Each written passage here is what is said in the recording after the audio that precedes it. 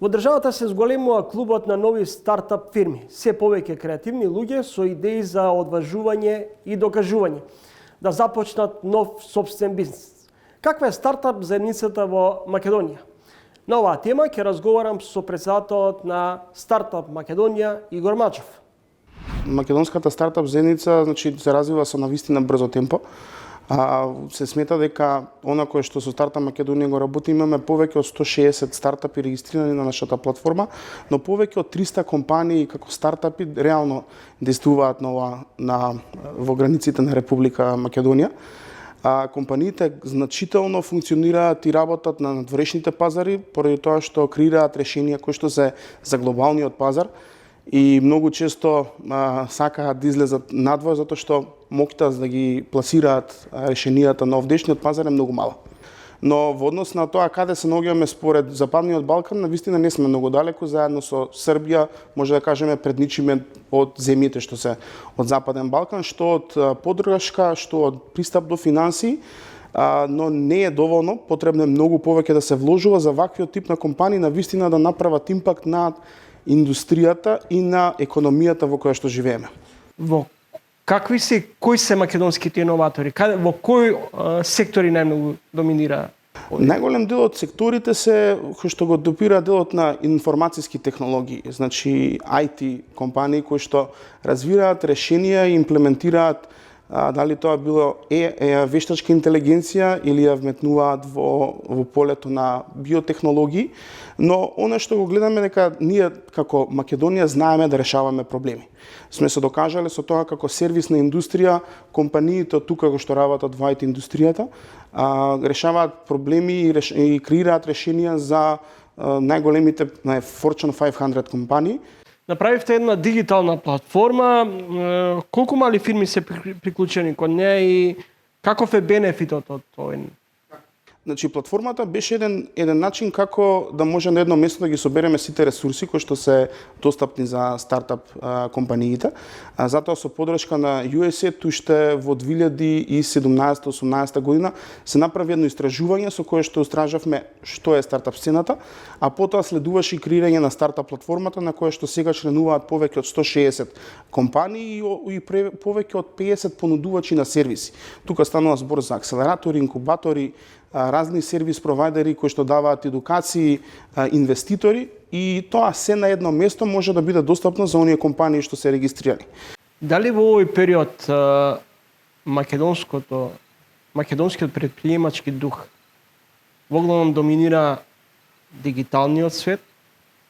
Дали ние сме лесно прилагодливи на новите светски стандарди и на новите пазари? Она кое што во Македонија го забележуваме е дека постојат индивидуи кои што навистина знаат што треба да се склопи како продукт. Ке земам за пример три компании кои што во изминатиот период беа еден, да кажеме, убава вест во делот на работа со фриленсери. Станува збор за компанијата Native Teams од Битола, која што зема 2 милиони инвестиција за да може да ги дигитализира целиот свет на фриленсери. Компанија од Штип која што работи со најголемите ритейлери и e-commerce платформи Pixel, која што исто така доби инвестиција од преку 1 милион, вклучувајќи и тука и компанија како Synapse Aviation со својот продукт кој што ја дигитализира една Lufthansa и донесува дигитализација за сите нивни пилоти во групацијата. Така да, навистина решенија се креираат. Прашањето е колку сме ние спремни да внесеме ресурси во одредени вертикали со кои што ќе го потурнеме развивањето на се повеќе решенија со додадена вредност. Мачов, постои еден помалку чуден феномен кој ни се случува подолг период. Од една страна вие велите кај младите постои предприемачки дух, од друга страна она со што во овој период се соочуваме, тоа е недостиг на работна, млада, квалификувана работна сила. Она што се почесто се говори дека ние ќе бидеме принудени и приморани да увезуваме работна сила. Зошто ни бегаат, се обратно, зошто ни бегаат младите, квалификувани кадри. Тоа е тренд кој што, ако ги анализираме сите економии кои што се околу нас, тренд кој што се случувал во Бугарија и во Грција пред 10-15 години во нивното влегување во Европска унија, каде што најголем дел од младината си заминала, а потоа се враќа назад со одреден ноу-хау за да може да ги развива бизнисите од земјата од каде што потекнуваат. Не може да им се забрани на младите да прошетаат, дури напротив, треба да се мотивираат да видат во светот какви практики постојат на водење бизниси, да го подигнат нивото и на водење на бизнис. Затоа што гледаме дека постои разлика од тоа како во западниот свет, која е културата на водење бизниси, како бизнисот се води кај нас. Што би ги примамило младите што одлучиле да заминат да се вратат па назад? Секогаш е конекцијата со матичната земја начин да се даде нешто, да се врати нешто назад, да се и креира од земјата од која што потекнуваат, и гледаме таков тренд на основачи кои што се во странство, кои што го завршиле своето образование, ја почнале професионалната кариера и се гледаат начин дали да инвестираат во земјава или да отпочнат бизнис со кој што ќе го креираат својот продукт тука. Неоспорно е дека Македонија се уште има реноме, дека е кост ефектив, значи станува збор за земја која што со помали трошоци и можат нештата многу повеќе да се развијат со помали средства, и тука е еден предизвик зашто ние би требало да работиме и со диаспората, да работиме со младите кои што се заминати пред неколку години и да ги вратиме назад. Креирање на продукти е лесно од Македонија. Продавање на продуктите е тоа што навистина е тешко, и тука се бара многу повеќе знаење. Колку е потребно за еден млад предприемачки дух?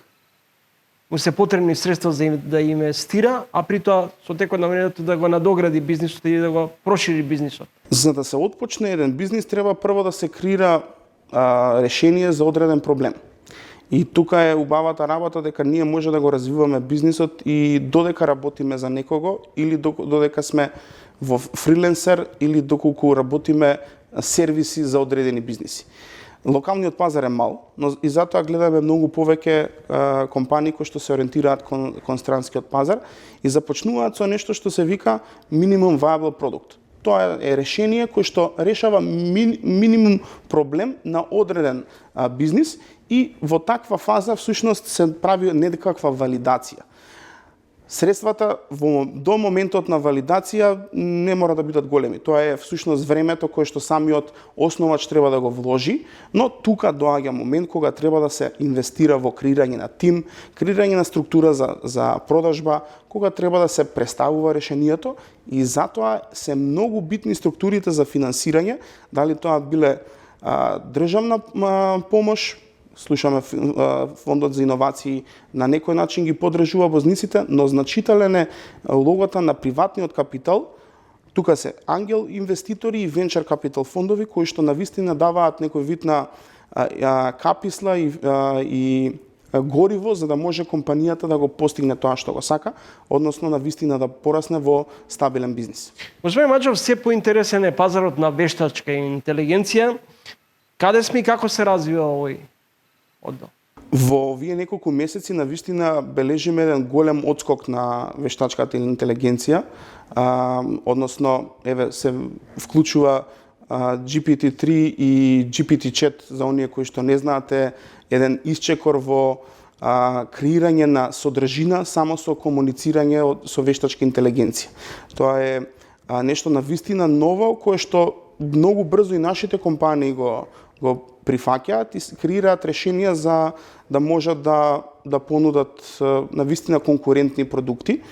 Вештачката интелигенција е нешто што е реалност, кое што само треба да го прифатиме и да го максимизираме времето и да го посветиме на тоа кое што човекот е најдобар. Тоа е креативноста, тоа е можноста да даде human touch, а се останато да го замениме со, да кажеме, вештачка интелигенција или модели кои што може да ни помогнат да го убрзаме процесот на доаѓањето од точка А до точка Б.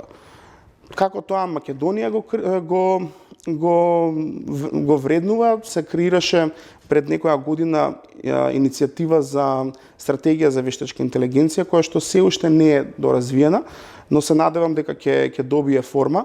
Голем број на компании веќе ги користат тие модели и развиваат продукти врз база на вештачка интелигенција, но мислам дека топрва времето доаѓа и ќе се покаже дали е тоа машинско учење или вистинска интелигенција, како што сакаме да кажеме. Маџов, колку и каква е улогата на факултетите во едуцирањето и охрабрувањето да се дадат во отворање или започнување на свој собствен бизнис? Предприемачкото учење е еден од најголемите приоритети кои што го ставаме во последните години, затоа што забележуваме дека мора да всадиме тој жар за да може да се креира бизнис, да се биде свој газда, ајде да кажам на некој начин, или од друга страна да се размислува предприемачки во веќе постоечка деловна средина.